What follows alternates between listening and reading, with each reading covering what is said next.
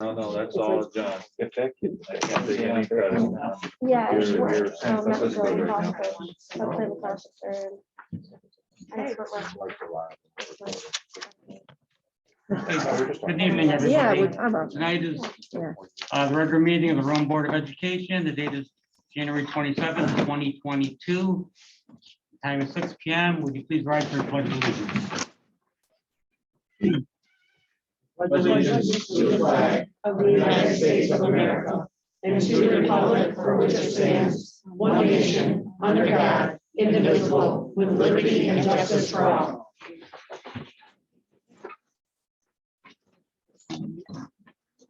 Okay, I'll make a motion to approve the minutes from the regular meeting of January 13th, 2022.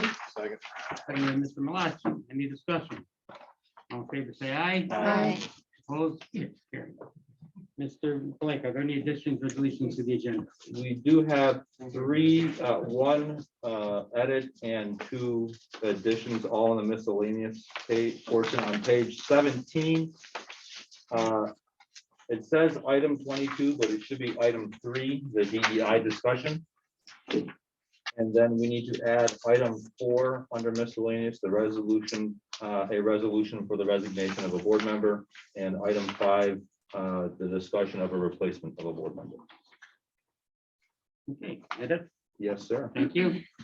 Report of superintendent of schools. Thank you. Good evening, everybody. I appreciate you coming out here on a warm January day, I think. I haven't been outside in a while, but it's warmer now than it was earlier. I think. A couple of real brief updates. Just so the community is aware, the board and the district did receive a petition a few weeks ago for the naming of the press box at the stadium. So we will be holding a public hearing in the coming weeks to months to go through that process. Our press box announcer has been doing the job for a very long time, and his family has come forward asking us to formally name the press box in that manner. So we'll be doing a public hearing on that, and then the board will just deliberate and decide and probably move that forward pretty quickly. Budget update, we continue to work through budget deliberations. We should be on track to have a draft budget to the community sometime in late February, early March. Things look better than traditional thanks to some of the budget improvements in Albany in terms of state aid. The one thing I will say that we have been hoping all along that we would get our funding that's owed to us from previous years and a percentage increase this year. That's not what happened. We simply were given a large portion of our money owed, which is better than what we've been receiving. But the wish of everything did not come to fruition as of yet. So we will continue our advocacy efforts there to see if we can make that happen. But things are coming together nicely.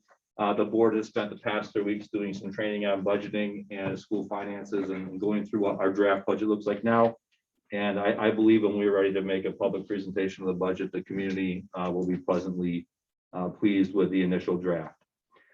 Quick update, a couple of positive things on Monday. We have some representatives from audio enhancement coming in from around the country to do a training to our few classrooms that have volunteered to implement that technology.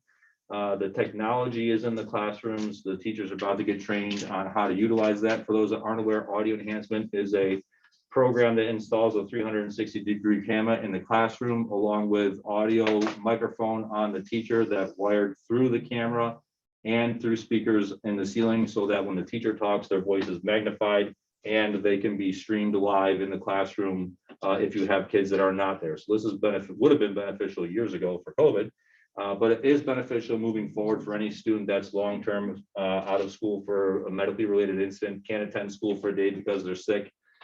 There's a lot of benefits to the program. New York State, we are the first school district really pursuing this technology in all of the states. So this is a pretty big event for our teachers. But they will be here Monday morning working for those teachers. I think we have 2 in every building except RFA. RFA has 4, and that's simply because there were 2 scheduled at Staley. When Staley closed, the company offered to send 2 more over to RFA so that we could have that technology. So they will be here Monday, and we look forward to that. Also, the school district was one of 28 districts in the country that was awarded a mini grant from the AASA. The AASA stands for the American Association of School Administrators. It's essentially the National School Superintendents Association. Mini grant, about $2,500 we're expecting to put towards something within the school district. It's not a tremendous amount of money, but the honor of being one of 28 is a tremendous honor. So when you think about the thousands of school districts that exist across the country, to be one of those 28 that was selected this year is pretty great. So thank you to the AASA. We really appreciate them recognizing Rome in that way. Last thing I'll mention is, as you may have seen, the presentation on redistricting was postponed tonight. I've met with the consultants twice since Monday night's meeting. They're pretty excited about some of the options that they can start to explore as a result of the feedback from Monday night's meeting. There were some really good virtual conversations that probably, if you were not on the user end of it, but if you were a spectator, it felt like a one-way conversation. But they've gotten some good feedback, and they're exploring some options that came up that they think might be better than some of the things they've already presented, and they just didn't have time to put that all together in a package that was meaningful for the board. So they will postpone an update to the board, Are we good hopefully for for next week. They are not available next Wednesday night. And they've asked if the board can consider a later date so they can have more time, because I think what they're looking at is pretty extreme compared to what they currently have presented. They've got, they feel pretty good about some of the feedback. But if you need something for Wednesday night, they will certainly get it to you. So, I think we should still convene on Wednesday night. If yeah, there's that's things absolutely We have to talk fine. about, I They're just not didn't, available. I didn't want to They're promote not it to available to anyone. dialogue. Okay, I didn't want to promote it to anyone that Ross would be Yep. there if he wasn't available. So, but of particular interest, they're honing in on which instructional model. Clearly, the community and the staff feel one way very strongly about an instructional model. And particularly, the topical conversation Monday night was if you can't renovate Ridge, the structure as it is, where should that structure be for that community? And Ross particularly is interested in looking deeper at the Turn Road site because it has a lot of benefits for that catchment area that the Clough site does not have. So he wants to really investigate that and look into which is the best option for the community. What's the best option for transportation? What's the best option fiscally in terms of additions and renovations?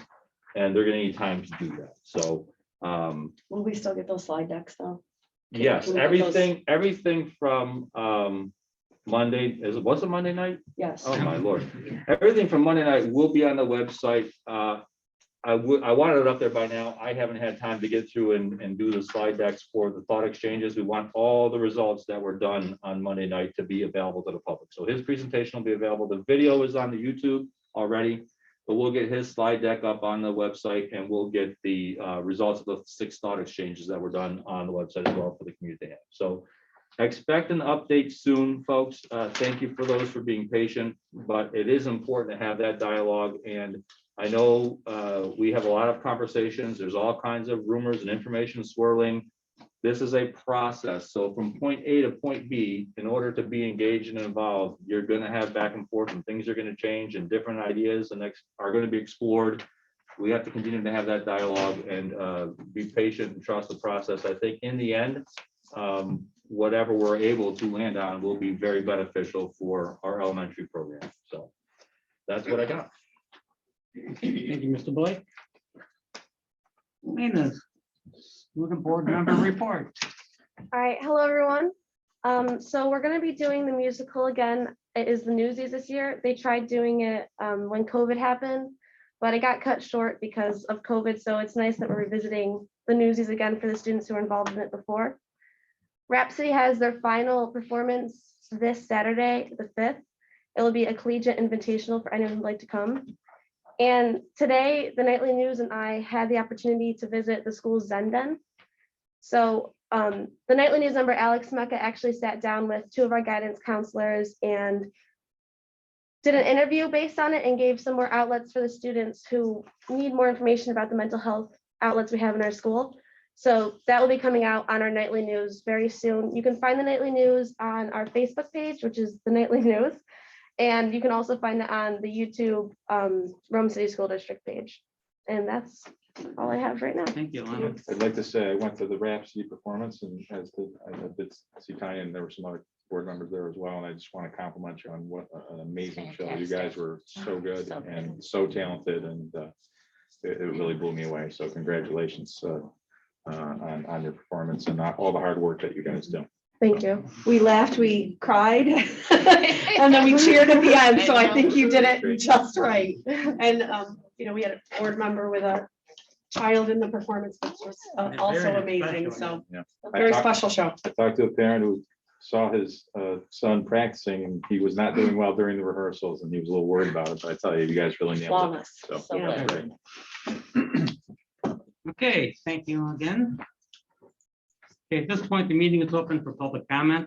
If you wish to speak and have not already done so, please see the comment card with Mrs. Drummond. This is an opportunity to appear before the school board and express your views concerning agenda items and district affairs.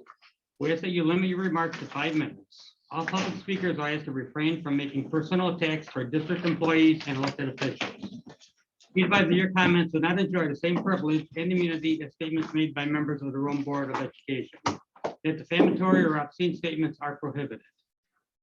Please note that unless specifically indicated on the agenda, this time is not a question and answer period. There's no exchange of conversation with the members of the board or executive staff. However, if your comments require a response, every effort will be made to respond to your inquiry within a reasonable time frame. Thank you for your cooperation. And our first speaker is Paul Fitzpatrick.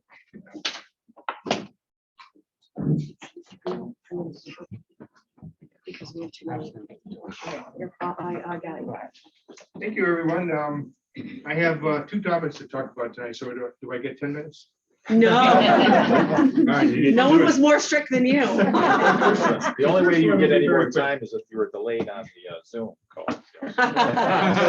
So first, I did tune in and participate in the thought exchange on Monday night. I'd never done that before. I thought that was really quite nice.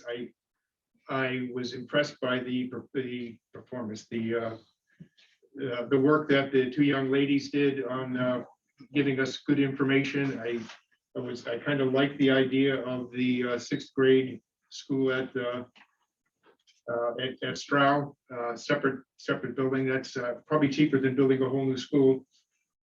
So I think we're moving in the right direction. And as Peter just said, it's a process and it's going to take a little while. So I think we're making progress there and hopefully we'll have something good coming up soon. So that was probably only a minute and a half. The other thing I want to talk about is the Equity Task Force.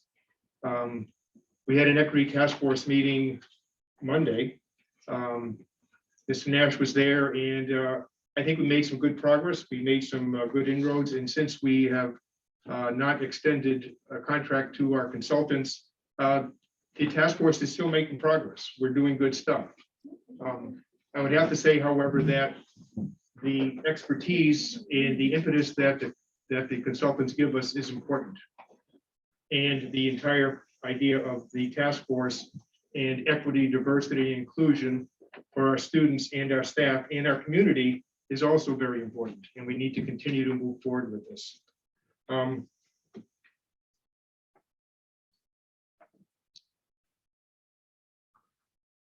Okay, the progress and process will take time. As I've said in the last 2 task force meetings, when we started the community school initiative, now it goes back to 2015 in February with just one person making a comment at a school board meeting that I happened to be at. That started the whole thing. And a group of us, school board members, administrators, teachers, met in New York City in January of 2016 in the middle of the Great Blizzard. Was really brutal. And we met and we met as a group on the 50th floor of the Hilton Millennial thing right off, looking over the 9/11 site. And at that meeting, you couldn't tell who were the administrators, who were the teachers, who were the school board members. It was one cohesive group adding a bunch of stuff in. And that was the beginning of the Community Schools Initiative in Rome. From that, we struggled. Peter will remember that we lost our way for a year or so. It was about 1.5 to 2 years before we finally really started to move forward. And what has resulted out of that is the envy of the state, and in some ways the envy of the country for how do you do a community school. It took years to progress. The initiative here with the Equity Task Force, Equity, Diversity, Inclusion, that also is a process that isn't going to see really clear results for, and it's almost 3 years now we've been working this. It won't see really clear results for another couple of years, and that's with our advisors, with our consultants. 1 minute. Oh, no, I'm almost done. So Oh, good job. I squeezed too much. Nice timing. So I just urge you to, I understand there may be an RFP coming up. I urge you to look forward. And the one thing that as 6 years as a board member, the last thing you think of is, what is this going to do for our students in our school district? And this is important. This is important. And it's not just important for the school district. It's not important just for the students of color or the questioning LGBTQ students. It's important for every student and every teacher in the district that we move this forward. Thank you. Thank you, Bob. Thank you, Mr. Fritz. Okay, Maria Ritchie. I just want to point out, we normally don't time, but so many of you want to speak tonight and we want to give everyone a chance. So that's why we're hearing us. Yep. Okay. First of all, we'd like to thank Mr. Blake and Mr. LeBaron for their unwavering support of students always, their education and their well-being. Never a day goes by that's not in the forefront of their mind. Mrs. Sig and myself are here as taxpayers and citizens of Rome. We're here to address you, the Board of Education. Your delay in appointing National Honor Society advisors hurt the kids. They forfeited 2 fundraisers, opportunities that were important. You might ask yourself why they're important. Maybe you won't. The money earned from fundraising covers the cost of each stole given to each National Honor Society senior at graduation. It is a great accomplishment to be a member of Honor Society. These students have earned that recognition and privilege to wear the stole. That may not happen this year due to lack of funds. It also pays for RFA's membership for National Charter affiliation. Your delay and pettiness hurt the kids. Seniors that are eligible for acceptance this year into Honor Society were denied the opportunity and the right to include that achievement on their college application, as well as scholarship applications due to the delay of appointing advisors. Their delay and pettiness hurt the kids. Students will have a limited time frame to obtain service hours because there were no advisors to guide them or network for them to gain service opportunities. Many opportunities for service hours have already been missed. Your delay and pettiness hurt the kids. The students have missed opportunities to interact with each other outside the classroom due to the delay in approving the advisors. In a time when social interaction is crucial, the delay has prevented members from participating in these social interactions. Your delay and pettiness hurt the kids. The opportunity for officers to develop leadership skills through conducting meetings and organizing National Honor Society events has been limited. The kids have lost valuable experiences. Your delay and pettiness hurt the kids. The people of Rome voted for you because you all ran on a platform that was about all kids. That can't be further from the truth. But what the community has started to realize is that it's really about your own kids, their friends, your extended family. I can go on. Regardless, it's not acceptable and you need to do better. The Rome community needs all board members to set aside their personal bias and place more focus on what's best for the kids. In order for our community to grow, a board must not be petty or micromanagers. Equity will only be achieved if the board ceases and desists with their meddling outside of their purview. A strong, fair, and reasonable board would not disregard the Constitution of any national affiliation. Once again, your behavior has hurt the kids. You should be ashamed of yourselves. You need to be better. Thank you. I'm curious what the delay was last year when you were appointed on time. Our next speaker is Joanne Cook. Yes. Okay. Mine is just a safety concern.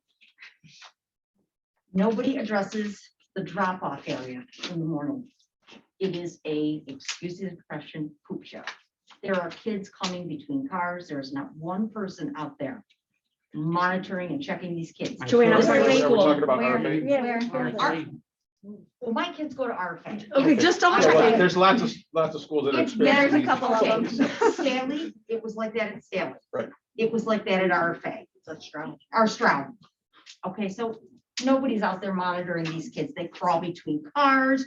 Parents let their kids out as you're pulling forward. They open the doors. Better not be my kid that gets hit. Although I'm the only parent that pulls to the curb and lets them out like you're supposed to. Normally my kids would take the bus. I'm still waiting for somebody to call me back and let me know what time they have to get on the bus, because that was the second, third, and fourth day of school that I called. Nobody's called me back. You want parent involvement? Call us back. Somebody call us back. Tanya, Mr. Blake, Mr. LeBaron, I've called everybody's office. Nobody calls me back. Nobody. Another safety issue. It was September 29, and I messaged the junior class advisor, the principal, called the district office, and I contacted a member of the board about homecoming. My concern with homecoming, not for just my kids, because I'm a healthcare worker. I can bring anything home to my family. COVID was running rampant, and I said, just an idea. Do you think we can change homecoming? Have it outside at the stadium. The kids are secure in. It's cold, it's crisp, sneakers, sweaters, music, pizza, whatever. And I was told, well, I was told by the advisor, I had to contact the principal. I said I did. Didn't get back to me. Nobody from the board got back to me on it. Nobody from the superintendent's office got back to me on it. And only one person from the board, because it was the only one person I contacted. And this person said, and I quote, well, that's not up to me. It's a Mr. LeBaron issue. Well, he didn't get back to me. And I said, but wouldn't it be a great idea? And the response I received, not safety, COVID. Well, the girls already bought their dresses and high heels. Excuse me? Needless to say, both my kids wound up with COVID. Whatever.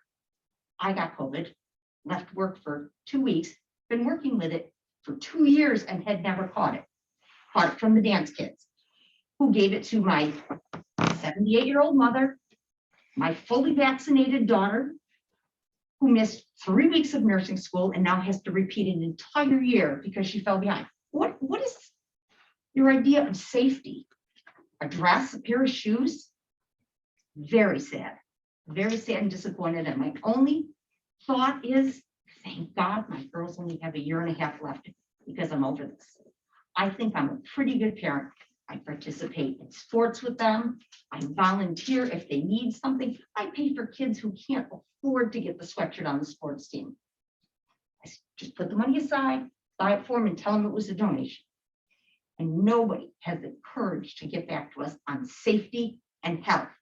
Forget equity, forget all that good stuff. I'm talking safety and health, the basics, education, safety, and health. There's no follow-up from you people. There's no consistency. Just saying. Thank you. Joanne. Just an FYI for everybody, if you email the Ask the BOE at romecsd.org, you will get an answer. just like the governor's office, she doesn't answer back either.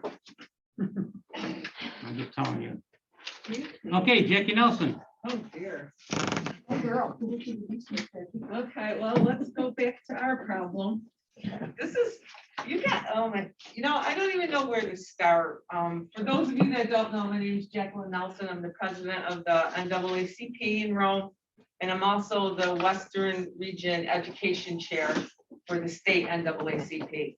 I wanted to, once again, go over, we hope that you're taking the time to educate yourselves on the importance of equity, inclusion, and diversity, and to realize it's not just a box to check. The work that AGG was doing within our school district is just as important as any other long debates you may have. There's other things apparently coming to the surface here tonight that you guys need to address. So I'm going off script here because what I'm seeing is that all of us, well, I don't want to speak for anyone, but those that spoke, it's sort of seeing a disconnect between all of you. You all should be working together. You all should understand that this is public education. So you have to look outside of your own lives and look at children who don't have guardians and parents to represent them, to advocate for them. That's what you're supposed to be doing. So Monday night, when you had the webinar that was to inform and receive input from the public regarding redistricting of the elementary schools, I just wanted to point out a couple of concerns that I want to make sure you all have in mind when you're making these decisions about these neighborhood schools. Quite a few years ago, there was I think you call it binding grades done with Staley with 5th and 6th graders. Our youngest daughter was part of that, and it was terrible. The teachers were struggling, the students were struggling. It was just a whole lot of crazy. So I want you to take into consideration the parents that have 2, 3, 4 children. And if you're going to be putting these grades in different schools, now they've got to travel and may not have cars to get to different things at school, like parent-teacher night, plays, sports events, and all these different things that they're not going to be able to do. Now, I know you might be thinking, well, we'll make sure the schools don't put them on the same night.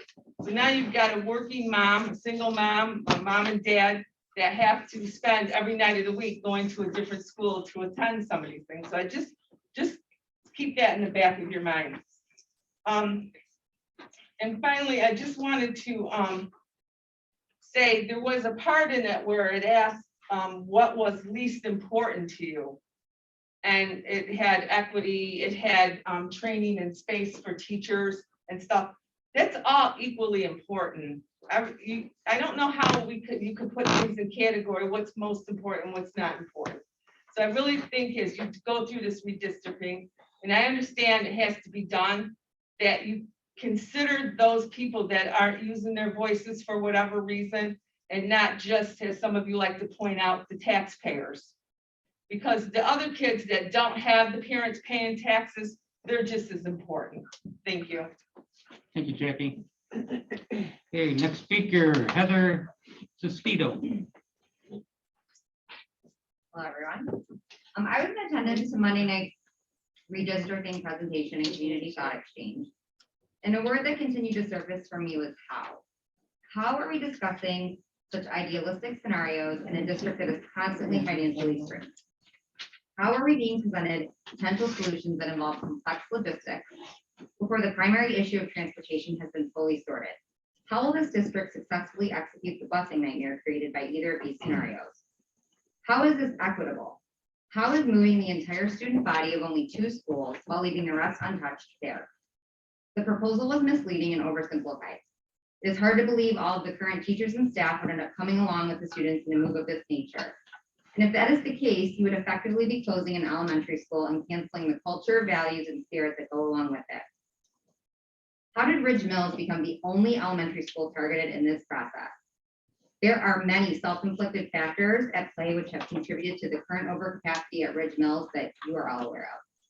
Suggesting a physical relocation of the student population before correcting those issues is unethical, unreasonable, and unfair. According to your timeline, there is certainly a chance neither of my elementary age students will be impacted by whatever decision is ultimately made, but I am still here. It is clear families are in higher favor of K-5 elementary schools over grade banding, but there are other ways to accomplish this scenario that will not unjustly displace an entire community of students. I'm confident most of this board already has my email address and phone number, and I'd be happy to discuss the possible alternative solutions, as I know other fellow parents will be. And I would close in saying that I'm encouraged to hear by what Ross and his team are looking at with the turn road location and other options. Thank you. Thank you, Heather. Okay, we have Anya Cologne. Tonight. Good. My name is Anya Cologne. I'm here to advocate for ADG and the Equity Task Force. I'm with a group called the Copper City Collective, and we're just a small group that came together over a series of racist situations that were happening in the city. I am from Rome, New York, and I was raised in the Rome City School District. Our group just hopes to create diversity in the city. I'm not here tonight to give you my opinion. My daughter had a friend who is an RFA that took it upon herself to put together short testimonies, if you will, of some of the children in the district and just sort of experiences that they've had dealing with race in the schools. Just a second. I'm reading this to you from my phone because this is how it's sent to me, and I didn't want to put any of my opinion in this. It just has name and age. One has a name. It has age and race. One has a name, but I'm going to keep that out. Some of them come, it says completely anonymous towards the end. First is a Hispanic girl. She is age 15. A kid in my first period class, we were listening to the amusements when it was Hispanic Heritage Month, and he said, "I don't understand why we have to listen to you people speak the nonsense." So I looked at him and said, "You people." Then he said, "We need more American things in this city. It's always about you people." So I told him all the months and dates he has to celebrate America. And then he said, "Well, this is America where we speak English." Next one, it says race, Black, age 16. We were watching a movie in history class. A Black person was getting whipped on the screen, and a person in front of me was laughing really loud and took a picture of the screen. The teacher did nothing. Race, Black, age 9. It was recess, and I wanted to play tag with my friend and his friends. His friend said I couldn't play with them because I was too dark. Race, Black, age 13. We're reading The Mockingbird in English class, and the teacher used me as an example of a Negro. Race, Black, age 16. I was hanging out with my friends in gym class, and we got on the topic of racial slurs and why white people shouldn't use them. And one of the guys called me the N-word as a joke. So in parentheses, joke. And when I got mad, he told me to just get over it, and it's not that big a deal. This says completely anonymous section. When I was younger, I wanted to hang out with my friends, and I was told I couldn't because their parents didn't like brown people. Next one, an upperclassman got mad at me and called me the N-word. When I got the teacher, they said they can't do anything unless I had a witness. And when I got a witness who said they heard part of what he said, she still did nothing. There was a sub in my class going through attendance, and when she came over to me and asked me my name, she said, "Well, it looks like today is a crazy hair day." I wore a BLM shirt to school, and a random person threatened to rip it off of me. Thank you. Thank you, Anya. Very disturbing. Yes. Okay, Carrie Campbell.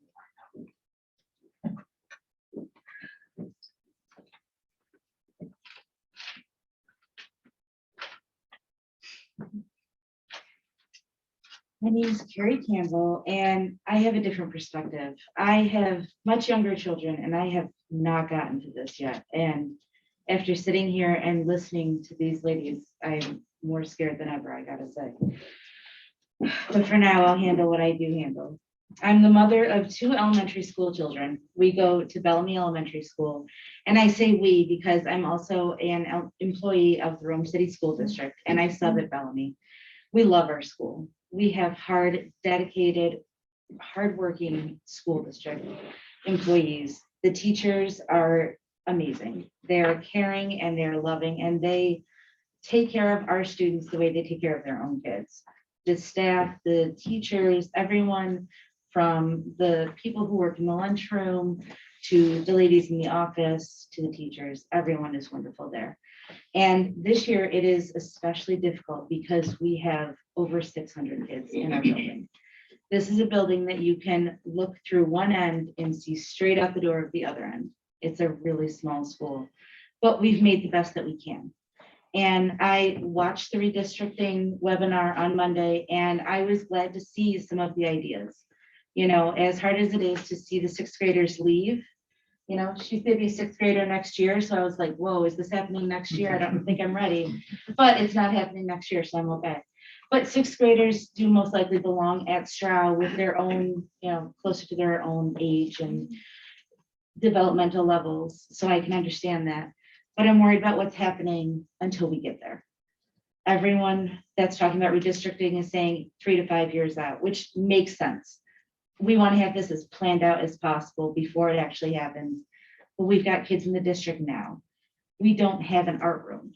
We don't have music rooms. We have an art cart. We have 3 music teachers that push the carts up and down the hallways all day.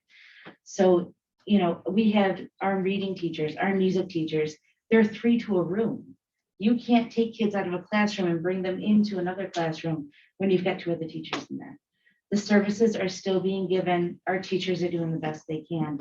But I'd really like to know what you guys plan on doing to give us some more space. I'm hoping that there's some sort of plan. One thing I'm hoping that you don't do is move any kids. Don't move anybody. Try and give us some space where you can. Maybe you can put some trailers somewhere. My perspective is Bellamy because honestly, I live down the street from Bellamy. We walk to the school, we go to the school, it's our school. And I can tell you they've got space. Put some trailers on the land. It's not the prettiest thing, but it's only temporary until we get to the redistricting. Give us some more space to spread out. We could really use it, and we don't want anybody to move. The past 2 years have been turmoil and just uncertainty. So knowing where your kid is going to go to school next year gives you an easier time to breathe. You don't want to have to wonder where your kid's going to go. And you certainly don't want to have to wonder until September. So please don't move anybody. That is not what I'm advocating for. Just give us some more classrooms, even if they're just temporary or whatever you need to do. They don't have to be permanent, just something temporary. And one thing that I've asked in PTO, and I know it's hard to get an answer, is if we're going to have field trips again. I know it's not the biggest deal that's happening right now, but when you've been back and forth between remote and in person for 2 years, my youngest daughter started kindergarten 2 years ago, left in March like everyone else, and now she's in 2nd grade. She's never had a field trip. They never went to the pumpkin patch. They never went to the fire department.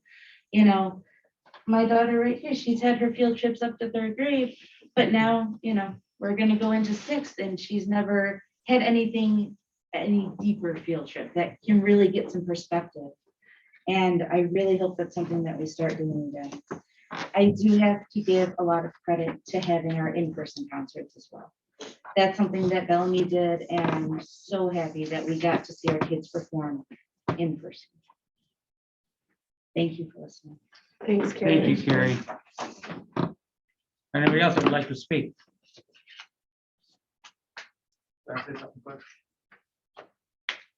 Sure. Can you give your name? My name is and- AJ Spado. Oh, H, I thought that was you. Sorry. I teach at the high school. I'm just gonna keep it really quick with the whole redistricting thing. Sometimes people want to have really big ideas. It's great to come up with a grand plan and to change a bunch of things because you see inequity one place and you want to come up with the huge idea that's going to fix everything. A lot of times keeping things simple. This is our community. I personally don't think we need to go far outside our community to come up with simple things that will fix and address some of our problems. So we see inequity in schools that are set up right now. Address it. You don't have to come up with a grand master plan that's going to change everything, how it's set up. You have to implement it.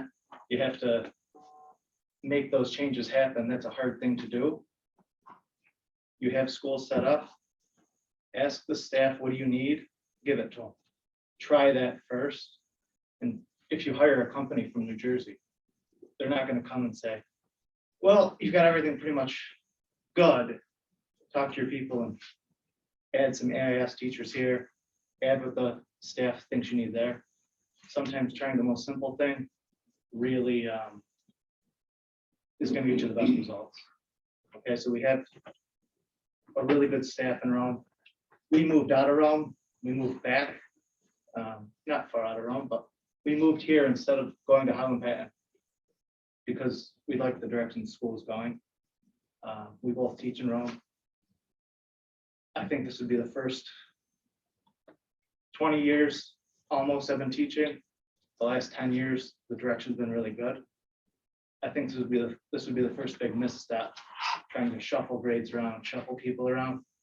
Just address what we have, identify the problems, and simply try to fix them, I think is my suggestion. Thank you, AJ. Thank you. Anybody else? Okay.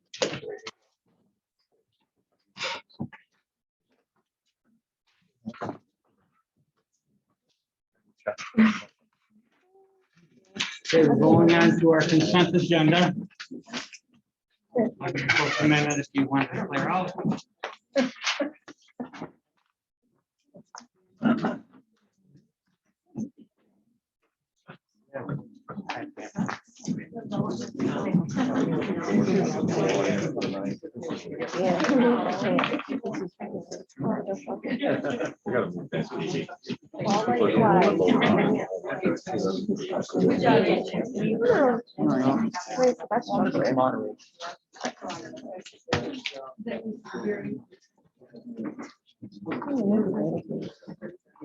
I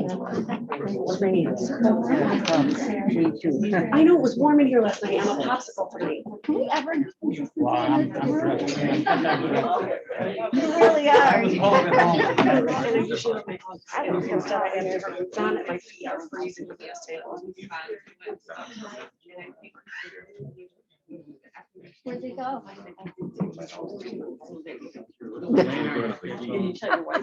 Especially this. What is that? Did you read that? Oh. No, I thought we were gonna have really bad. We're gonna have really bad. I would get scared. And soup too. I can't. Believe me.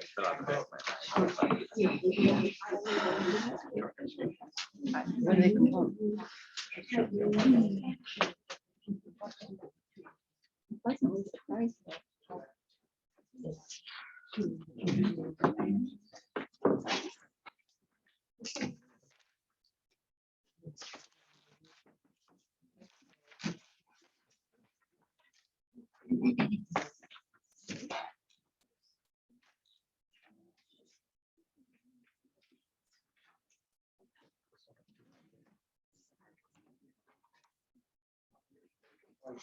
Shut it off. I want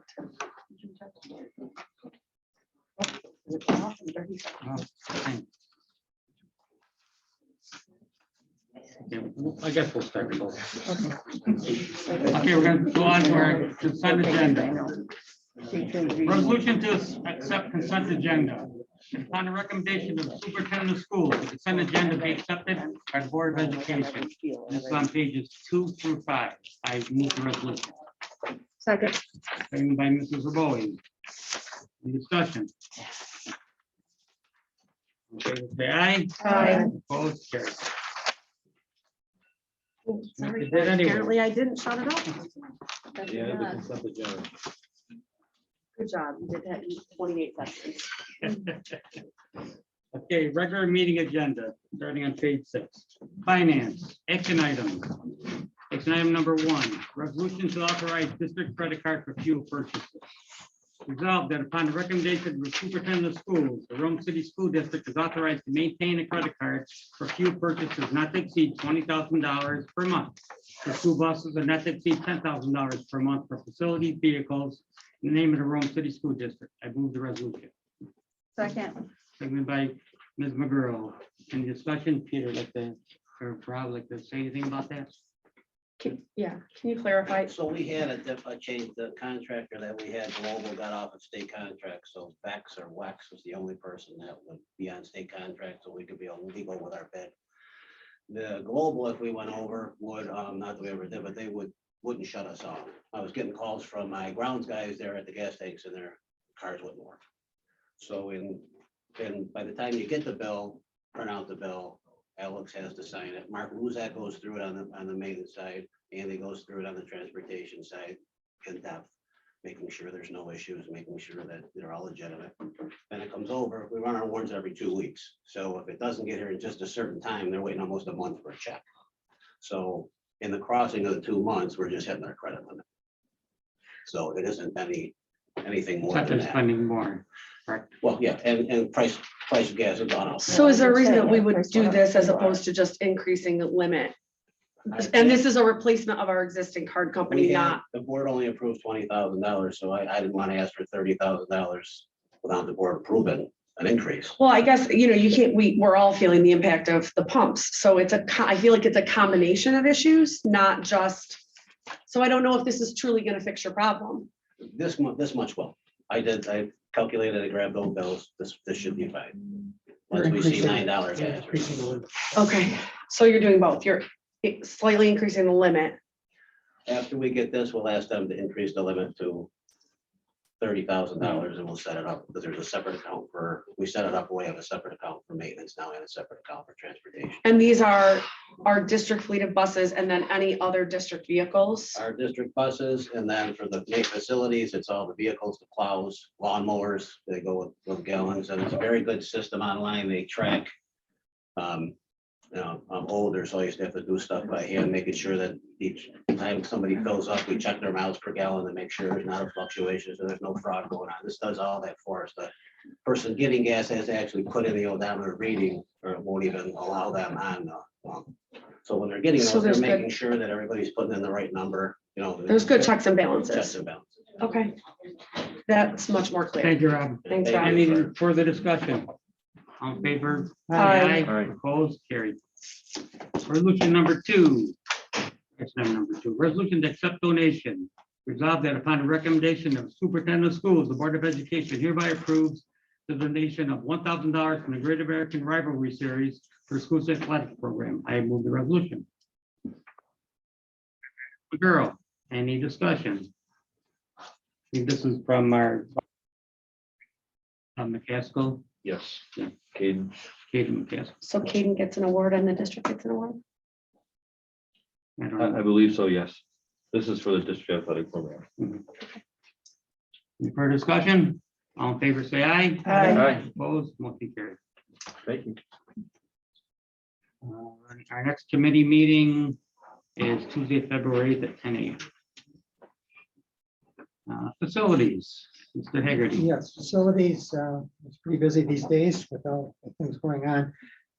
We have a meeting coming up on February 15th, which should furnish an update on both the energy performance contracts, which there are a couple versions, and the capital improvement contracts that are currently ongoing. And that should bring us up to date. Those are usually pretty comprehensive, and we haven't had one for a while. And we're the only thing that's really outstanding in those two areas is the third phase of the capital improvement plan, which they're currently putting together. I think it's about $2 million of the total. Okay. And that'll be on March. No, it's the 15th of February, excuse me. Okay, thank you, Paul. Educational programs, Dr. Fontana. We met on Monday. I thank the committee for your flexibility, and we had to change the dates a couple of times. I thank Chris for all the work he did and for Dana for putting together some excellent information on how our tier 2 and 3 numbers are looking in the schools. Got a lot more discussions to make on that, but we're making some good progress, and we're looking forward to seeing the data when the next window closes for the testing window. And doing good. So thank you, Chris, for all your work. And we're gonna meet again on Monday, the 7th. So. Okay, Definitely good information, Chris. Thank you again. Good packet. people operations, Mr. Malachi. Action item 1, resolution to appoint instructional personnel long-term substitute. Resolved that upon the recommendation of the superintendent of schools, the Board of Education hereby appoints the following instructional personnel long-term substitute: Cynthia Marchone at Stokes, reading teacher, BS 90, step 4, salary $57,829, prorated, effective date 1/11/22 through June 30, 22. I move the resolution. Second. Moved by Mr. Malachi, second by Ms. McGurl. Any discussion? All in favor, say aye. Aye. Opposed, motion carried. Action item 2, resolution to appoint instructional personnel probationary. Resolved that upon the recommendation of the superintendent of schools, the Board of Education hereby appoints the following instructional personnel probationary as listed in the agenda at page 7 at action item 2. I move the resolution. Second. Moved by Mr. Malachi, second by Mrs. Bowie. Any discussion? Thank you. We got more registered nurses. Excellent. All right. Yeah, I see that. Awesome. All in favor, say aye. Aye. Opposed, motion carried. Resolution, or I'm sorry, action item 3, resolution to appoint instructional personnel. Resolved that upon the recommendation of the superintendent of schools, the Board of Education hereby appoints the following instructional personnel: Jennifer Wolak, what's DWF? District-wide. District-wide. I probably should know. Speech language pathologist position, tender area speech, BS 60 step 15 plus, a mass salary $65,810 prorated, effective date March 7, 2022 through March 6, 2026. I move the resolution. Second. Moved by Mr. Malachi, seconded by Dr. Fontana. Any discussion? All in favor, say aye. Aye. Opposed, carried. Next item 4, resolution to appoint extracurricular personnel. Resolved that upon the recommendation of the superintendent of schools, the Board of Education hereby appoints the following extracurricular personnel as listed at action item 4 of the agenda on page 8. I move the resolution. Second. Moved by Mr. Malachi, seconded by Mrs. Bowie. Any discussion? All in favor, say aye. Aye. Opposed, carried. Action item 5, resolution to appoint non-instructional personnel probationary. Resolved that upon the recommendation of the superintendent of schools, the Board of Education hereby appoints the following non-instructional personnel probationary: Lorraine Galster Stroud, teacher aide 1-1, salary $15,694 prorated, effective date 1/25/22 through September 24/22. I move the resolution. Second. Seconded by moved by Mr. Malachi, seconded by Dr. Fontana. Any discussion? All in favor, say aye. Aye. Opposed, carried. Action item 6, resolution to accept with regret retirement. Resolved that upon the recommendation of the superintendent of schools, the Board of Education hereby accepts with regret the retirement of the following individuals: Mary Carol Van Court, principal account clerk, health insurance, effective date August 1, 2022, and Barbara Richards, special education teacher at Stroud, effective date 6/30/2022. I move the resolution. Second. Moved by Mr. Malachi, seconded by Mrs. Bowie. Any discussion? Congratulations. Congratulations, ladies. Big losses. Motion carries. Okay, action item 7, resolution to create position.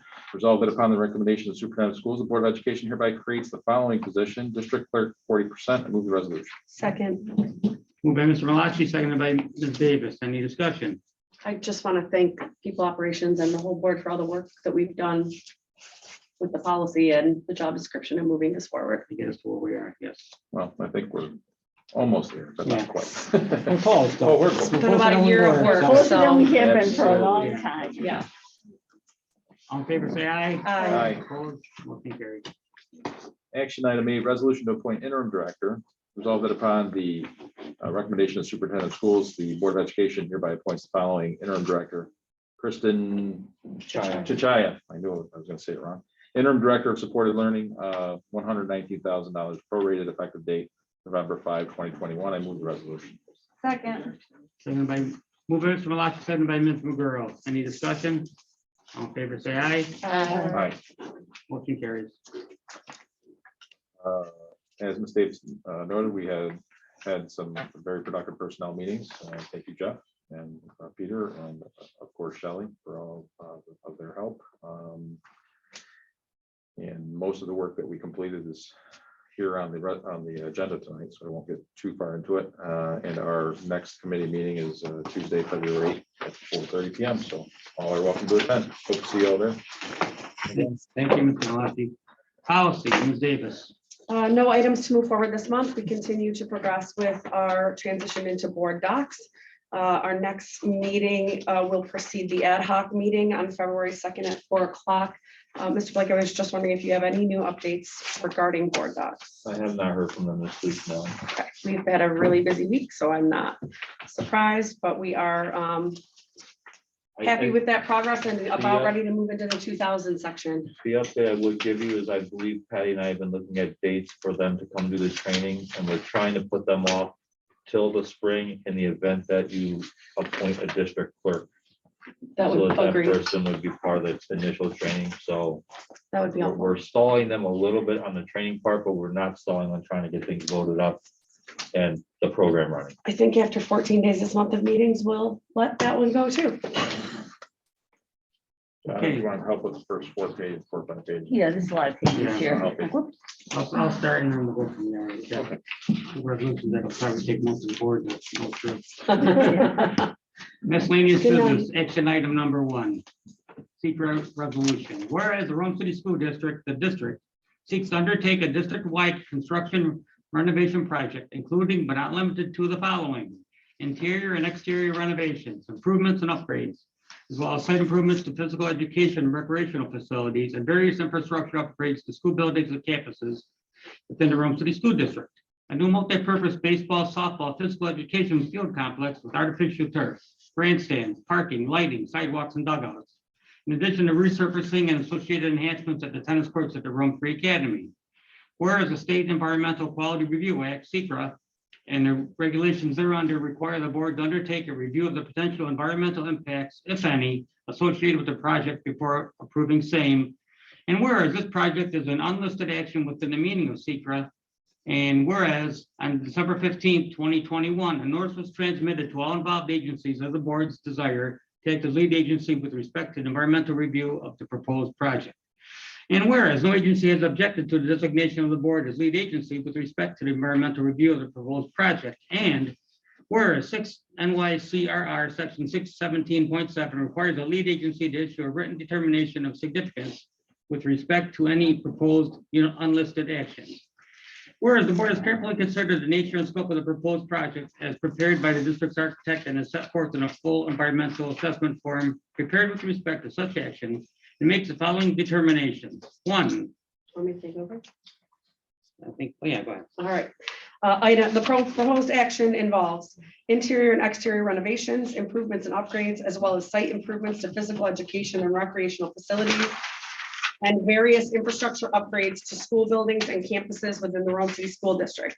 A new multi-purpose baseball, softball, physical education field complex with artificial turf, grandstands, parking, lighting, sidewalks, and dugouts, in addition to resurfacing and associated enhancements at the tennis courts at Rome Free Academy. Item 2, the proposed action is classified under SECRA as an unlisted action within the meaning of 6 New York CRR subsection 617.2 AK. Item 3, upon consideration of the action, review of the full environmental assessment form, the criteria contained in 6 NYCRR 617.7, and all other supporting information, the board identifies the following relevant areas of environmental concern as set forth hereafter and analyzes whether the proposed action may have a significant adverse impact on the environment. Item 4, the development and use of property will have a small impact upon the land, which will be mitigated during construction. 5, the proposed development and use of the property will have a small impact upon geological features, which will be mitigated during construction. 6, the proposed development and use of the property will not adversely impact surface water. 7, the proposed development and use of the property will not adversely impact groundwater. 8, the proposed development and use of the property will have a small impact upon flooding, which will be mitigated during construction. 9, the proposed development and use of the property will not adversely impact air quality. 10, the proposed development and use of the property will not adversely impact the habitat of native plants and animals. 11, the proposed development and use of the property will not adversely impact nearby agricultural resources. 12, the proposed development and use of the property will not adversely impact aesthetic resources. 13, the proposed development and use of the property will have a small impact on historic or archaeological resources. SHPO has been consulted to address concerns related to sites designated as sensitive for archaeological sites or sites in close proximity to national or state registered historical places. Number 14, the proposed development and use of the property will not adversely impact open space and recreation areas. Tag. Who wants to go next? I'll go. 15, the proposed development and use of the property will not adversely impact critical environmental areas either on site or nearby. 16, the proposed development and use of the property will have no impact on transportation. 17, the proposed development and use of the property will not adversely impact energy. 18, the proposed development and use of the property will have a minimal impact on aesthetics, noise, odor, and light during the period of construction. Mitigation measures will be undertaken during the period of construction in accordance with the requirements of applicable rules and regulations. 19, the proposed development and use of the property will not adversely impact human health. 20, the proposed development and use of the property is consistent with community plans. And 21, the proposed development and use of the property is consistent with community character. Now, therefore, be it resolved that the board finds and concludes that the proposed action is an unlisted. There's supposed to be another word in there. Feels like it, but there isn't. All right, within the meaning of 6 NYCRR 617.2 AK, and it is further resolved that the board hereby declares itself lead agency with respect to the environmental review of the proposed project, and it is further resolved that upon consideration of the foregoing, the board finds and concludes that the proposed action will not result in any significant adverse impacts to the environment, and it is further resolved that the board hereby issues a negative declaration with respect to the proposed action, and is further resolved that the board hereby authorizes and directs the superintendent or his designee to file this negative declaration with the appropriate parties and agencies. I believe the word missing there is action, unlisted action from the prior.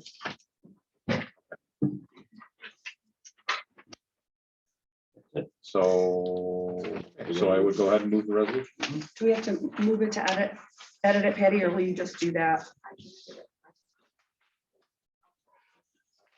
Yeah, it's just adding the word action up there.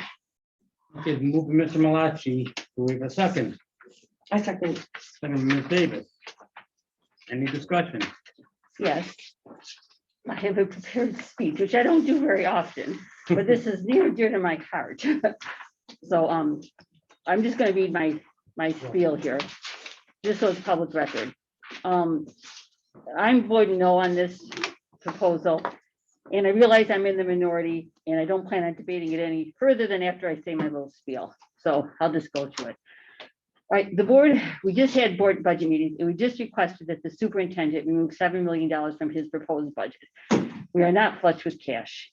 This sports complex, being the most costly portion of the referendum, will impact the taxpayers, albeit not in a debilitating way this year, but there will be future costs attached, and this proposal plans to use almost $4 million from our capital reserve funds, monies I believe should be saved for future needs. I cannot in good conscience support spending taxpayer dollars on this complex, which I agree will provide some wanted, not needed benefits for the students in the community. I point out students are still playing and will continue to play sports without this complex. Very soon, this board is going to have to ask the taxpayers to approve another referendum for needed, not wanted benefits for the students and community in the form of additions, improvements to current schools, or for a new school altogether. Just because we have some extra money does not mean we should be spending said monies on a wanted complex we could manage without, when in a few months we are going to have to spend monies on additions to schools that we do need and cannot do without. Finally, there are questions surrounding this project that have not been answered. We should not be pressured into passing this resolution because of a time limit. Thank you, Dr. Fontana. Any further discussion? I just want to follow up to Dr. Fontana's remarks because I've been on the fence on this. I have to agree with many of the things that she said. We had a committee of the whole facilities meeting last week and talked about a lot of things. We have a lot of work to do in this district. And there were remarks tonight about, not making sweeping changes and if things aren't broken, but we're looking at things that are decades long. And we did start the process of renovating our buildings back in 2006. We have made updates, but just like our own homes, there are always things that need to be done. And I'm trying to balance myself. I have come to a position that I'm going to vote yes tonight, but with a lot of caution and saying, I do really hope that all of my questions go forward being answered. The reason I did sway my vote to a yes is I do think we need to do a cost analysis of what we spend right now of busing kids away from our main high school complex to use other spaces, as opposed to them being able to do what I did in high school, which was walk outside to the fields. I also think that we made a lot of sacrifices in our Stroud project several years ago. We were supposed to add a track and a field there because we have a lot of overcrowding and a lot of competition for from modified 7th grade all the way through our city, varsity athletes for space. So, this would provide for more space, but I think that what Dr. Fontana said is really important. And I think that's part of us helping the community to make an informed decision that we are planning a series of projects, and we have to really know that to grow our city, we need to make investments in our city. And I'm hoping that this is in alignment with all of the other amazing development that is happening in the vicinity of Bellamy and the high school. But thank you, Dr. Fontana, and I really respect the role that you've played and the perspective you've given us. Thank you. Thank you, Ms. Davis. Any further discussion? Yes, I'd like to make a few comments. As everyone knows, I've been a long-term board member, and in particular relative to this effort, I'm even longer term because this, if you're not aware of it, this is the area behind the high school, which has been the subject of much discussion and actually quite a bit of work over the years, because it has some limitations. And if you've been back there, you know the limitations. There's a big change in elevation, and the area is quite damp in different places. And it's the way it was originally constructed when the new school was built. The grounds were not, the site work was not a big priority. And so it was kind of a compromise. So we got a little bit of a track, a little bit of a field, a little bit of this, a little bit of that. And over the years, we've had all kinds of discussions about what should be back there and what's needed by the school and how far the tennis courts are from the building and on and on and on. And what's been consistent through all those discussions, and I've been a part of many of them, is that there's a lot of people that feel very strongly that we should put more at the high school. Now, there are some legitimate debates in terms of what belongs at the high school versus what belongs at the stadium support in the facility, which has also been changed and recently refurbished with the new synthetic turf and the track. However, using that facility or using that area is still very much a subject of discussion and there's some very strong feelings across the board, and I think across other people, in terms of that we should be using that facility. Exactly how we should use it and what's possible is still a little bit up in the air, but we've certainly progressed recently with some alternative assessments of what could go back there, and a lot of those have been presented by our architect, and we're not really going to get into that today, but it had a lot to do with where I was trying to come with whether I was going to support this or not. And another important factor for me is that all of our schools need work, and this is not solely involved with the athletic complex. Quite a bit of this referendum will deal with work that's going to go on at the other buildings as well, and you'll see that it wasn't too specific in the seeker, but in the follow-on resolution in terms of the referendum for the actual work, you can see that there's quite a bit of that's going to be going on. And I believe the way this will play out over time is that we're going to seek what is legitimate and what can be done in the back of the school within the limitations of the space and the elevations and all the other things that are. But I've come to the conclusion that we're never going to do anything or ever going to get anywhere if we don't do something, because we've been talking about it forever. And there's as many different opinions as there's probably people in this room. So this, in my opinion, will give us a mechanism going forward to answer a lot of those questions. And I think right now, in my mind, there's some serious considerations, and there's some really differences in terms of what we'll wind up with. So this referendum, which will come out of this, is going to be quite large. However, as referendums often are, it outlines a scope of work, and what is actually spent and what the final outcome of that is to be determined. And you can see that if you go back and look at some of the referendums in the past that dealt with the modifications of the elementary schools and Stroud and whatnot, that in terms of, we often had public referendums approval to do work. And we didn't do all that work under that referendum because things evolve over time and they change. And so we selected other ways. So it's not necessarily clear just exactly in the long run how much we will be spending on this. But the important thing, to my way of thinking, is we have to move on. We have to, and especially have to funnel money towards our elementary schools. And this does some of that. It won't answer all the questions on it, but it's going to be nearer term, and it'll be much more timely than what will come out of our redistricting, which is, as everybody has stated tonight, is going 3 or 4 years down the road because of the lead times involved with defining what's going to happen, doing what we're doing tonight for this smaller project, and then carrying forward through design, construction, and whatnot. And that's why it takes so long if you do a larger comprehensive project, which is kind of what may come out of the redistricting. But in the interim, I think this will not only work the problem at RFA, but I think it will also help us throughout the district in terms of the way forward. So I'm going to support it. Thank you. Thank you, Mr. Hagerty. Any other discussion? Well, I guess I just want to respectfully disagree with Dr. Fontana. There's been a lot of labels of this athletic field aspect of the construction project as being a want. And I think part of that is because, I think there's a sense that the primary focus of school should be education. And I don't argue with that goal, but part of that education is a socialization that goes on among students.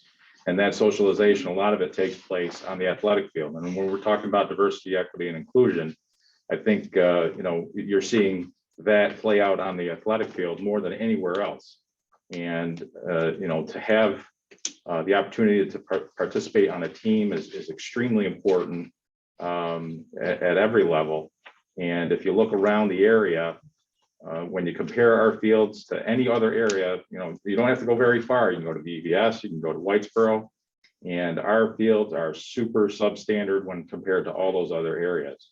And, and I think that there is a real need for these fields to be built, for a lot of reasons, to promote participation in these sports programs that will benefit the children in so many ways and for the rest of their lives. To attract new families here. I mean, if you're a person that's going to be moving into this area and you're comparing schools and you're looking at facilities, we are at the back of the pack of that choice. If it came down to families trying to choose where their children should come to school and participate. As far as the funding part of it, I think there was a slight conflation there going on. Yeah, we had a budget meeting last night regarding the budget moving forward and what it's going to look like, but that's separate from the capital budget. The money that's going to be coming for these projects, 98% of it's going to be aidable through the state. So the local piece is at a 2% responsibility. And if the architects do as good a job on this project as they've done with the turf project, where I think they came in at under a budget to the point where they could actually use some of the money for things that we weren't expecting to get as part of that project, which I expect that they will do, then there may not have to be any type of a contribution from the capital fund that's been created or from the community at all. And we can do both. We can do the athletic fields and we could do the instructional piece. I don't think we have to sit here and make an either or choice when it comes to that sort of thing, and where one has to be sacrificed due to the other. So I think we could do both. I think that I'm very confident in the architects here and the people that have been putting this together and planning it out. And I'm very excited for the community. I think that it's really going to boost the morale. I remember how we toured that turf field after it was installed, after so many years of having no track and having a substandard field, and how proud the community and how excited all the players were to get out there. And I think that we're going to have that same sense of excitement in the community with respect to this project. And I really look forward to it. And I'm glad that it looks like it's going to be supported tonight. Thank you, Mr. Malachi. Anybody else? I just want to say it's also important to say that the board is definitely pressing for repairs that are needed to the stadium to support the investment that we made in the field that we have now. So that is definitely also a short-term priority for our board.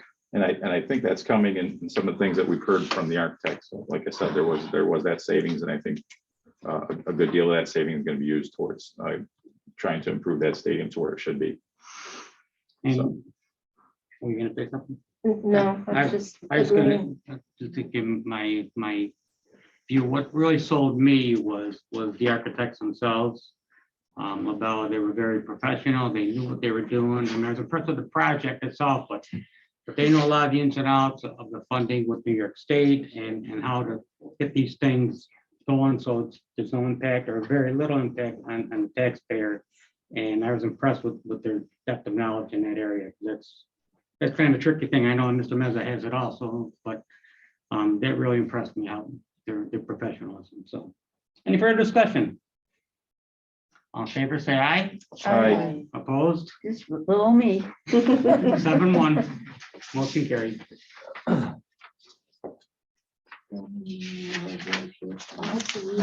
We are now on page 12. If you'd like. We have to read all this, Okay. both of us tonight. Action item number 2 of miscellaneous business, recital resolution. Whereas the Board of Education of the City School District of the City of Rome, hereinafter referred to as the district, has proposed a project consisting of interior and exterior renovations, improvements and upgrades, site improvements to physical education and recreational facilities, and various infrastructure upgrades at Rome Free Academy, Lyndon A. Stroud Middle School, Stokes Elementary School, Ridge Mills Elementary School, Louis B. Denti Elementary School, Johnny Joy Elementary School, Gansford Elementary School, Francis Bellamy Elementary School, and Jerry C. Clough Pre-K School, and the construction at Rome Free Academy of a new multi-purpose baseball/softball physical education field complex with artificial turf, grandstands, parking, lighting, sidewalks, and dugouts, and the resurfacing of and associated enhancements at the tennis courts, including for all of the foregoing construction, site improvements, original furnishings, fixtures, and equipment required for such purposes, architectural fees, and all other necessary costs incidental to such work, hereinafter referred to as the project, a total estimated cost not to exceed $21,608,018, and to pay for the cost of the project by using $3,410,000 from the capital reserve approved by the district voters on December 18, 2019, and for the balance of the project costs at a levy of a tax in installments upon all the taxable real property of the district to the extent necessary for such purposes. And in anticipation of such tax, the issuance of bonds and bond anticipation notes is authorized in the principal amount not to exceed $18,198,018, together with the levy of a tax to pay the interest on said obligations. And whereas the district is a local agency pursuant to the New York State Environmental Quality Review Act, the SECRA, ECL section 8-0101, and implementing regulations 6 NYCRR part 617, hereinafter referred to as the regulations. And whereas the district's Board of Education reviewed the impact of the project upon the environment as required by the regulations and concluded by resolution adopted on January 27, 2022, that the project is an unlisted action as defined in SECRA that will not have any significant adverse impacts on the environment, and issued a negative declaration. And now therefore be it resolved this 27th day of January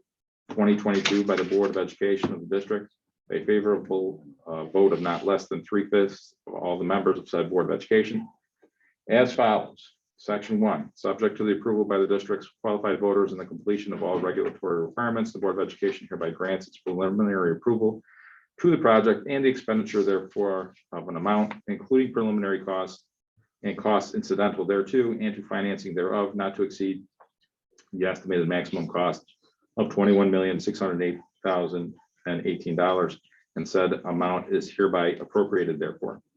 The estimated total cost of said specific objects or purposes, including preliminary costs and costs incidental thereto, and the financing thereof is $21,608,018, and the plan of financing includes use of $3,410,000 from the capital reserve approved by the district voters on December 18, 2019.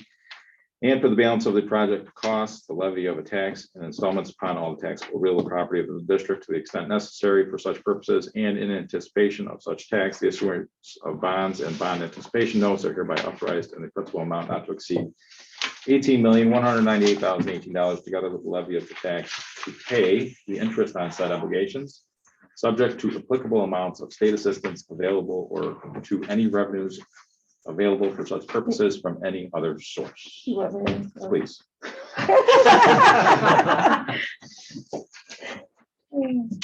Section 2. Bonds and bond anticipation notes of the district are hereby authorized to be issued pursuant to the provisions of the local finance law of the state of New York, the local finance law, in a principal amount was not to exceed $18,198,018 to finance said appropriation for the project. Section 3, the following additional matters are hereby determined and declared.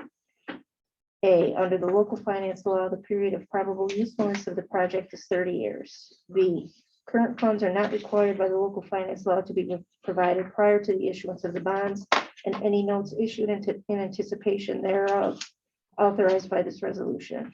C, the proposed maturity of the bonds authorized by this resolution will exceed 5 years. And section 4, the temporary use of available funds of the district not immediately required for the purpose or purposes for which the same were raised or otherwise created is hereby authorized pursuant to section 165.10 of the local finance law for the capital purposes described in section 1 of this resolution. The reasonably expected source of funds to be used to initially pay for the expenditures authorized by section 1 of this resolution shall be from the district's general fund. It is intended that the district shall then reimburse expenditures from the general fund with the proceeds of the bonds and bond anticipation notes authorized by this resolution, and that the interest payable on the bonds and any bond anticipation notes issued in anticipation of such bonds shall be excludable from gross income for federal income tax purposes. This resolution is intended to constitute the declaration of the district's official intent within the meaning of Treasury Regulation Section 1.150-2 to reimburse the expenditures authorized by this resolution with the proceeds of the bonds and bond anticipation notes authorized herein. Other than as specified in this resolution, no monies are reasonably expected to be received on a long-term basis or otherwise set aside with respect to the permanent funding of the objects or purposes described herein. Section 5. Each of the bonds authorized by this resolution and any bond anticipation notes issued in anticipation thereof shall contain the recital of validity as prescribed by section 52 of the local finance law, and said bonds and any notes issued in anticipation of said bonds shall be general obligations of the district, payable as to both principal and interest by general tax upon all the taxable real property within the district without limitation of rate or amount. The full faith and credit of the district are hereby irrevocably pledged to the punctual payment of the principal and of interest on said bonds and any notes issued in anticipation of the sale of said bonds. And provision shall be made annually in the budget of the district of appropriation for A, the amortization and redemption of the bonds and any notes in anticipation thereof to mature in such year, and B, the payment of interest to be due and payable in such year. Okay, we have somebody else. Anybody else? I can go. Okay. That's section 6. The validity of the bonds authorized by this resolution and of any notes issued in anticipation of the sale of said bonds may be contested only if A, such obligations are authorized for an object or purpose for which the district is not authorized to expend money, or B, the provisions of law which should be compiled or complied with at the date of the publication of such resolution are not substantially complied with, and an action, suit, or proceeding contesting such validity is commenced within 20 days after the date of such publication, or C, such obligations are authorized in violation of the provisions of the Constitution. Section 7. As permitted by Section 56.00 of the local finance law, the power to issue and sell the bonds and any notes issued in anticipation thereof, including all powers or duties pertaining or incidental thereto, is hereby delegated to the President of the Board of Education as Chief Fiscal Officer, except as herein provided. The bond shall be of such terms, form, and contents as may be determined by the Chief Fiscal Officer pursuant to the local finance law. The Chief Fiscal Officer is authorized to execute and deliver any documents and take such other action as may be necessary and proper to carry out the intent and provisions hereof. Section 8, the full faith and credit of the district is hereby irrevocably pledged for the payment of the principal and interest on the bonds as the same respectively become due and payable. An annual appropriation shall be made in each year sufficient to pay the principal of and interest on such obligations becoming due and payable in such years, and such debt service payments may be made in substantially level or declining amounts as may be authorized by law. Section 9, a special meeting of the qualified voters of the city school district of the city of Rome County, Oneida, state of New York, will be held on March 22nd, 2022 from 9 a.m. to 8 p.m. Prevailing time at the district's election district polling places as set forth in the notice of special district meeting for the purpose of voting on the proposition described in the notice of special district meeting hereinafter set forth. Section 10, the business to be acted upon at said special district meeting shall be as stated in the notice thereof, and the district clerk is hereby authorized and directed to cause a notice of said special meeting to be published in the Daily Sentinel, a newspaper having general circulation within the district. Such publications to be made 4 times in said newspaper within the 7 weeks next preceding such special district meeting. The first publication to be at least 45 days prior to the date of said special district meeting. The district clerk is further authorized to cause publication of all other notices as necessary to effect the purposes and intent of this resolution, and upon the advice of school council, to make such changes and edits to this resolution as are advisable to accomplish the purposes set forth herein. Section 11, said special district meeting shall be called by giving the following notice thereof. We have to read this notice. Do we, Rob? Can we just say as listed in the agenda? I don't see why we need to. Great job. For those that, I mean, you read it in the paper, but the notice simply states the total amount of the project, the buildings, the projects will be done at the time and locations of the election. The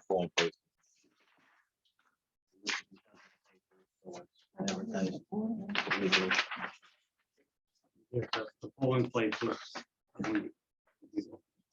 Yeah. First and second ward are different due to the loss of Staley. So it's here. Yes. They didn't say That's no, what they we're just didn't get back to us in time to be able to move forward, so we had to make a decision. Actually, when we called them back, we told them we no longer needed, the gentleman said, you were all set. But legally, if we have it this school in the area, we should use the school, so I recommended that we use the school if it was available.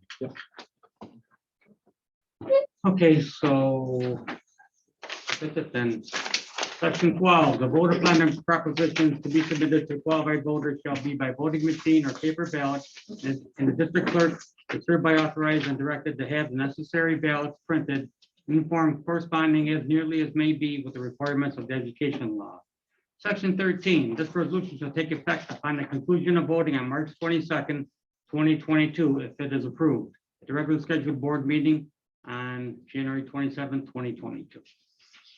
Section 14, the law firm of Trepaz and Marquardt LLP is appointed bond counsel for the project. I move the resolution. Second. Second by Mrs. Verboen. Any discussion? And we talked a lot about this. I just want to add, this is why we need a district clerk. Karen's not feeling the love Please on get it that. done Not before Karen. March 22nd. By March 22nd. There you go, Karen. Now we have a target date. I just want to say, if anybody did want to read the notice, it's on the agenda that's on the district website, correct? They're going to see exactly what we have Yes, here. it's gonna be in favor. And also just, I guess it should be noted that while the resolution does call for the use of the capital reserve and possibly a tax if needed, it's an if needed situation. So if the architects can figure out a way to do this under budget, then we don't need to have any type of community contribution towards the project, right? So it's just put in there in the event that it's needed. Obviously, it's easier to do it that way than to go back and ask for more in the event that we're short. So I just want to make sure that that nuance and that distinction is understood by the community if they should read this in the paper.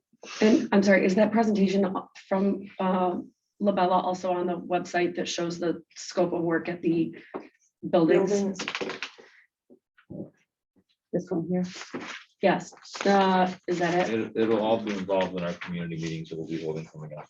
Will the With tax levy stuff be in there too? Yep. Okay, thank all you. the financials are in there, all the project plans, everything. Yep. That's important. Yep. Here is. Cannot be underestimated. And they come to the meeting, fiscal advisors comes to the meeting to help explain that Yeah. stuff to folks.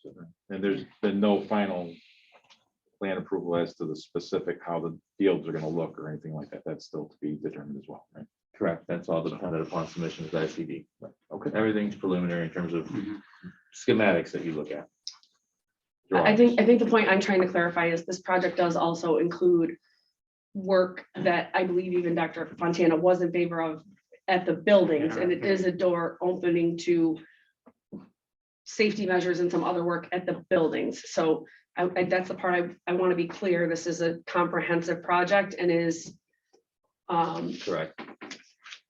that's the reason I want people to be able to see that. I want them to see everything that's included in this scope. It's not the field, yeah. Yeah, no, it's not just a field thing. There's a lot of work going on at each and every school. And I think what the hope, right, so I think what the hope was when we had first seen that, much as it is whenever we're seeing plans is, I'd like to see like maybe an ABCD.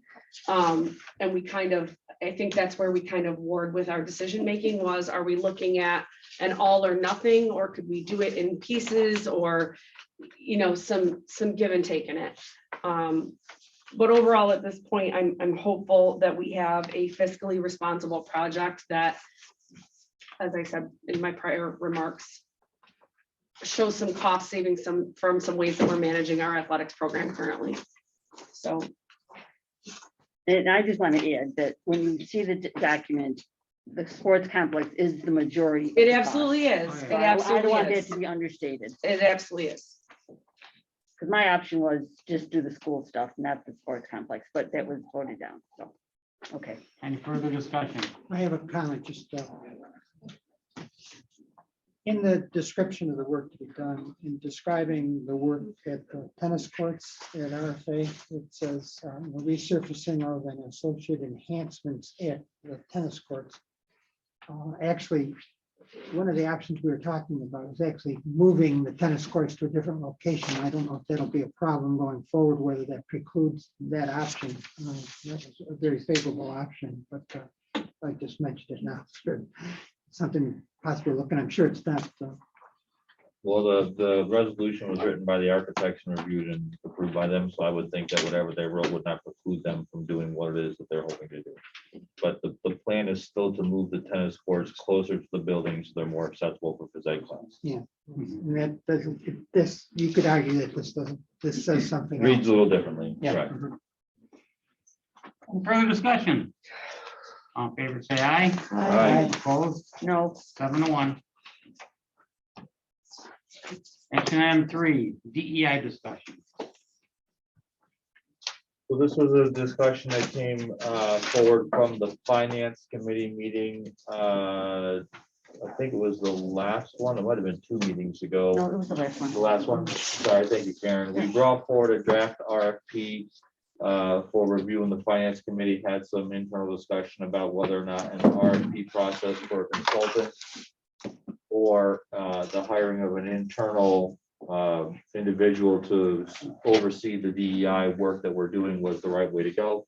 It was decided by the finance committee that it should be a full board discussion of which direction the district should move. So that's the purpose of being on the agenda, is for you all to discuss in greater detail beyond the finance committee members that were at that meeting, which option you would prefer the district to move in. So I just want to start saying that we did have a good discussion at the meeting on the 11th, and then we had a professional development as a board on the 19th. And that professional development was about goal setting. And I think that sometimes we tend to be reactive in the ways that we got to do something and we don't have thoughtful ways or targets that we want to reach. And I would hope that the committee, which I apologize, I was not able to attend the meeting on Monday, but there was no virtual link, so I was not able to join remotely. But that we would look at targeted goals. I think we're at finance, we were presented with an RFP that, again, we don't have concrete goals. So I think my perspective changed slightly when we did that. And I think that we need to be more specific in outcomes in our redistricting. But I think we did a similar type of exercise, SWOT type analysis at our first redistricting ad hoc, but I feel like we need to be doing the same thing in this conversation. We know work needs to be done, but what do we want the outcomes to be? And I feel like it's a little bit of both. I think there are valuable things that a consultant brings to the table. I think there are valuable things that Mr. Brewer has done to make sure that we have professional development available.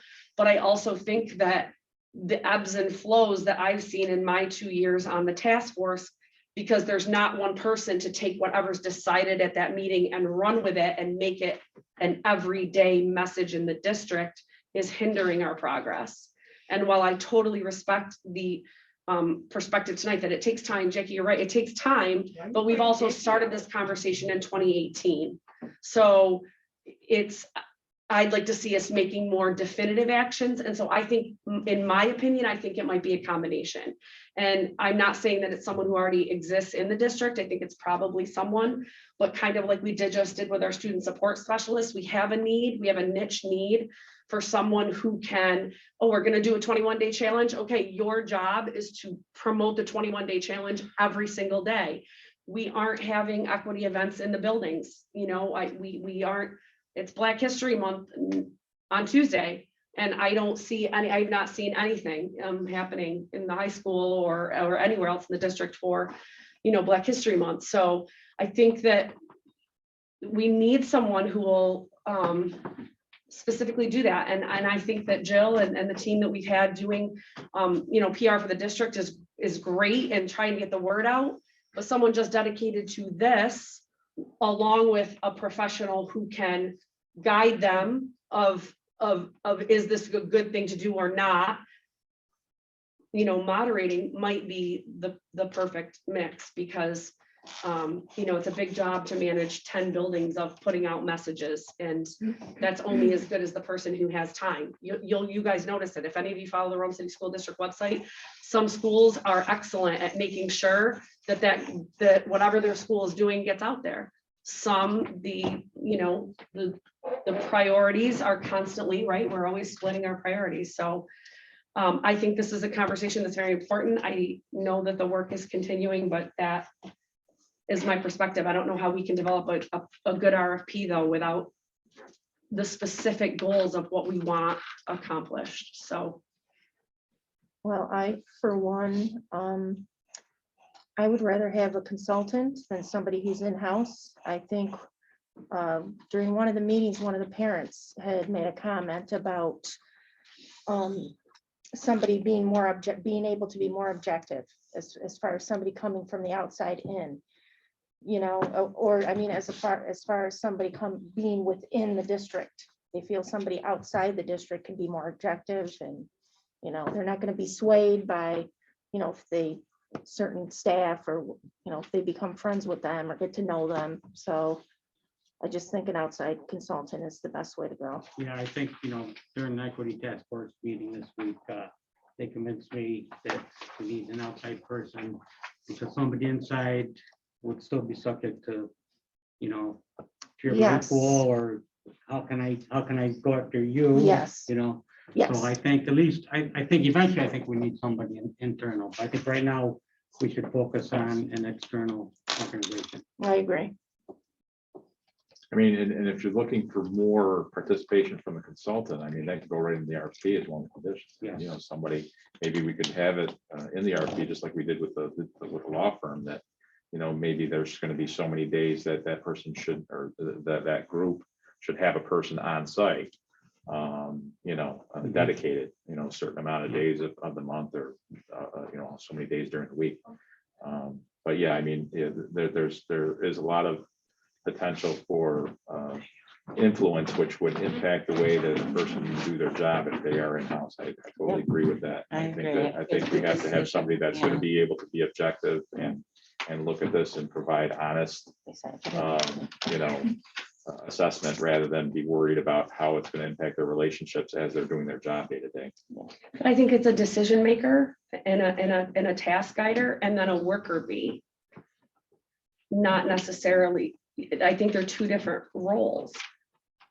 And I feel like there were, and I can only speak from the perspective of being on the task force of, well, we'd say we were going to do something, and then 6 months later, we were going right back to the beginning of, hey, I thought we were going to do this thing. And it hadn't manifested into something visible and tangible. Well, maybe for during the students. meeting, you can give people different things to do, like assign duties. But they're all volunteers. I understand they're volunteers, but they're volunteers because they want to help and they want to do that. So they should be willing to do like little things to, But they you know, get the weren't project little, I going. guess. They weren't little. They were get messages out district wide. They were help us facilitate an event. You know, we tried to do some bigger things because we were in year 3. You know, That needs to be done by the consultant, and, you know, that, Mr. Blake, you know, I think we got to put in, you know, how much time, you know. Yeah, I mean, right now, parameters. what you're discussing is if the option is a consultant, then we got to go back to the business office and formalize an RFP that the finance committee can formally review and say, yes, the things in here look good. No, we want to see this, we want to see that. So. I think that's the way to go. How Or long if you will want that to do take it, to do something like that? realistically, we'd be able to give you a solid RFP at the next finance committee meeting. It's mostly drafted. It's a matter of going back and refining it. Not many districts have done the RFP process locally, but we can reach out to some of them that have and just see what they put in it, so we can make sure that we're on par with what is consistent in the area. It boils down to how often do we expect someone to be in-house? What is the outcomes of the work being done? So the finance committee will have a draft that could be approved at the next board meeting, or the board meeting following next finance committee. I don't want to speak, but should be able to done in short Finance time. committee is February 8th. So So Rob, this is something I've not learned. How do we market an RFP? How would people know? Do we put it out to several organizations? Does it get posted in some? They usually go online and we would put them in the paper. Or online, what do you mean by On online? our website. Our website, we have a place for bids. I don't know if there was like a master place where you. I don't know. I know that the architects for those bids, they have one What's that that? reaches Yeah, a lot yeah. of people. I don't believe there's one. Do we have limitations on that? I mean,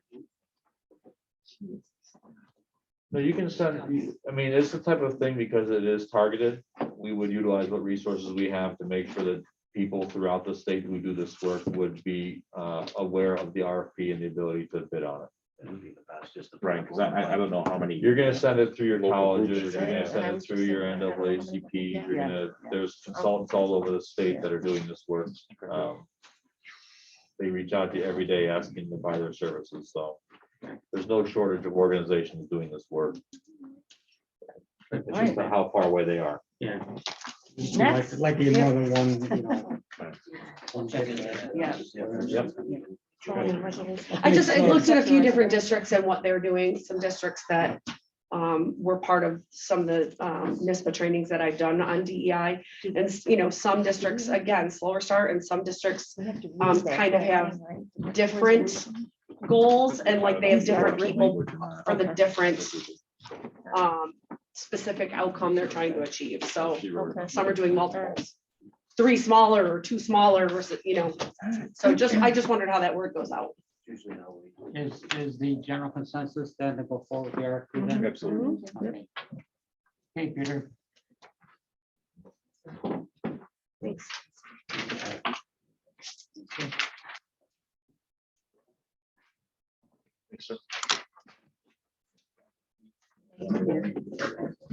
Thank you. Do we have Yeah. the motion to No, add it? we We don't haven't, have we have to. to add it, We right? talked about it. Yeah, Well, we didn't make the motion, you gotta make it We official. didn't make the motion to walk it You out. gotta make it official. Right, no, we just said that. Yeah. So we had it. Yeah.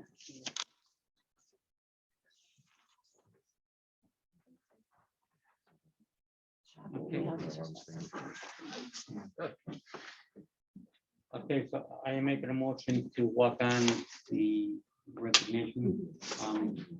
Resolution. Second. And Mr. Malachi, on favor, say aye. Aye. Opposed, 8-0. Okay. Miscellaneous business action item, actually it's number 4. Resolution to accept the resignation of a Board of Education member. Resolved, with the submission of his resignation, the Board of Education hereby accepts with regret resignation of Craig Ferretti from the Board of Education effective January 27, 2022. I move the resolution. Second. And by Mrs. Bowie, any discussion? It's bittersweet that we have to approve this, but we understand, yeah, We're very respectful of Craig's decision and yes. his responsibilities. All in favor, say aye. Aye. Opposed, carried. Okay, resolution number 5 isn't really It's just a discussion. a discussion on how to replace.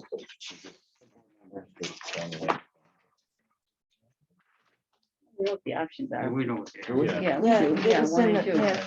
Yeah. So just for the public, we have 3 options. We can do nothing. We just wait until May and have 4 seats up. We can have an immediate election, which doesn't make sense. Or the third option is to appoint somebody who would have to still run in May. And then there'd still be 4 people on the ballot in May. And the 4th person would end up filling Craig's seat for the remaining 2 years. Quick question, maybe more for Rob than anybody else. So we've got the special election coming in March.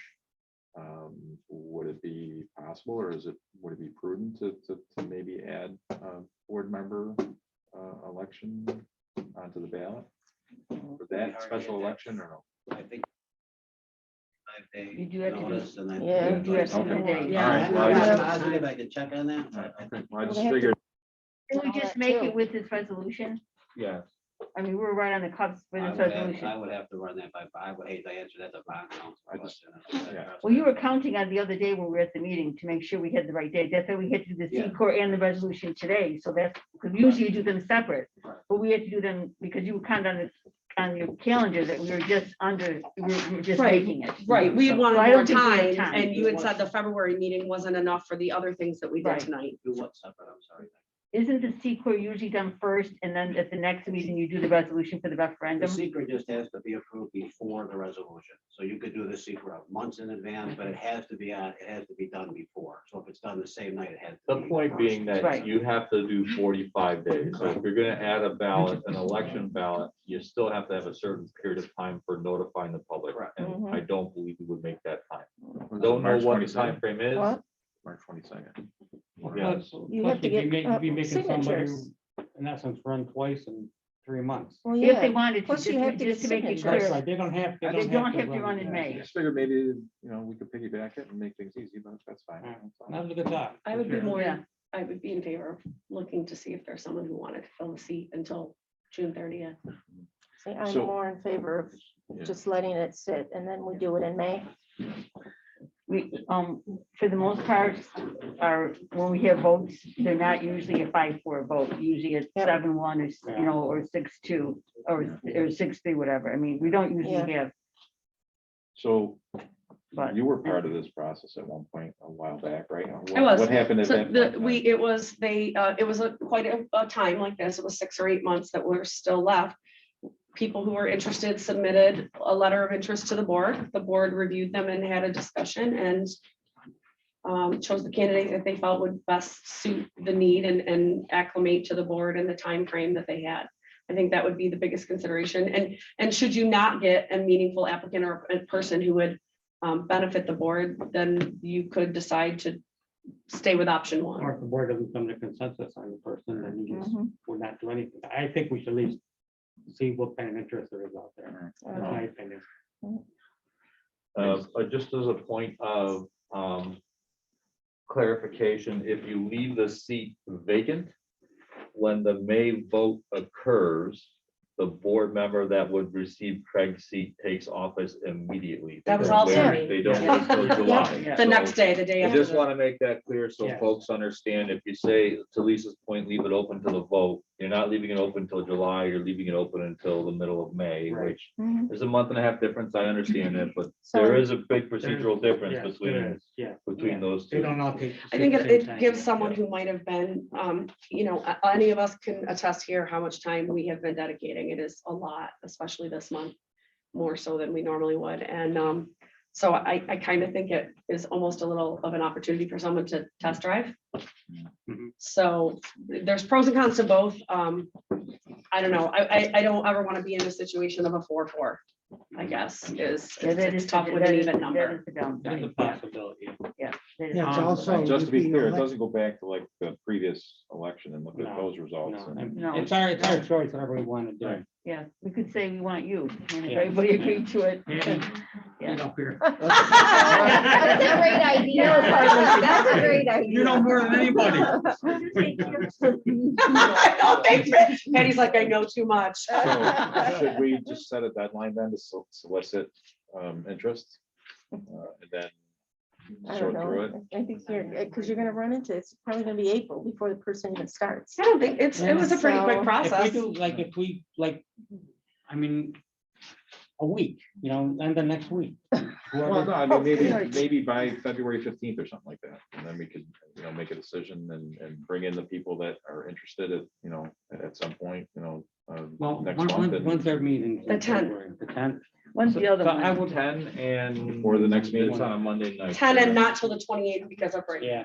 So I'd like to, if possible, the next meeting. I don't think it was a long time frame when All right. the last time it occurred. It was maybe 10 days. So I mean, 10 days from today would be if people got them in by Monday the 7th. Yeah. And then we'd have a chance to discuss before the, Mhm. Well, You got I Monday mean, the- listen, I how don't, soon is this gonna get It in the won't, paper it too? won't, it Because we won't, it wanna won't make make sure the that people tenth. are We won't be aware. ready for the 10th. no, but we'd have them that week But we to would have- then discuss, to have a we'd board a couple weeks discussion. to discuss it, yeah. Right.